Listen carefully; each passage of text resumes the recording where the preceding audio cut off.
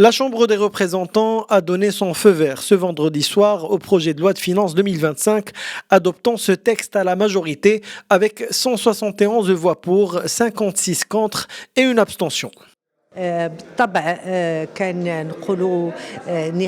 Il y avait évidemment un débat, nous avons validé un ensemble d'amendements. Il y a eu en tout cas unanimité sur les priorités de notre pays, à savoir la consolidation de l'État social, le renforcement de l'économie, la poursuite des grandes réformes ou encore le maintien des équilibres macroéconomiques.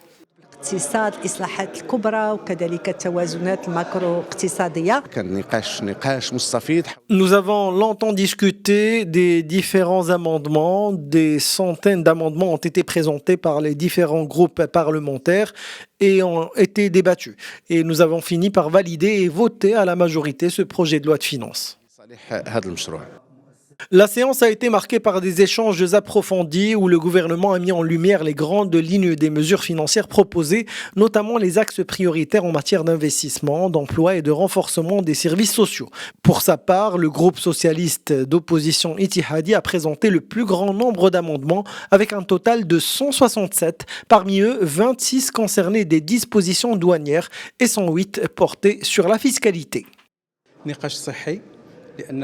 La discussion a été fructueuse, nous avons étudié tous les aspects de ce projet de loi, nous avons présenté nos remarques et souligné certaines faiblesses, mais nous avons aussi approuvé certains points que nous n'avons pas jugés négatifs.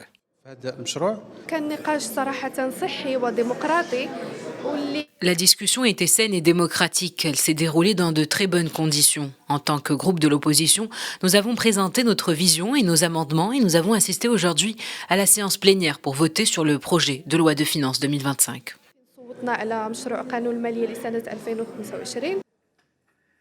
Selon la Commission des finances et du développement économique, quelques 532 amendements ont été proposés au total, dont 45 ont été acceptés et 122 autres retirés. Après l'adoption du texte en première lecture, c'est au tour de la Chambre des conseillers de l'examiner au cours des prochaines semaines. L'adoption finale du projet par le Parlement devrait avoir lieu avant la fin de ce mois de novembre.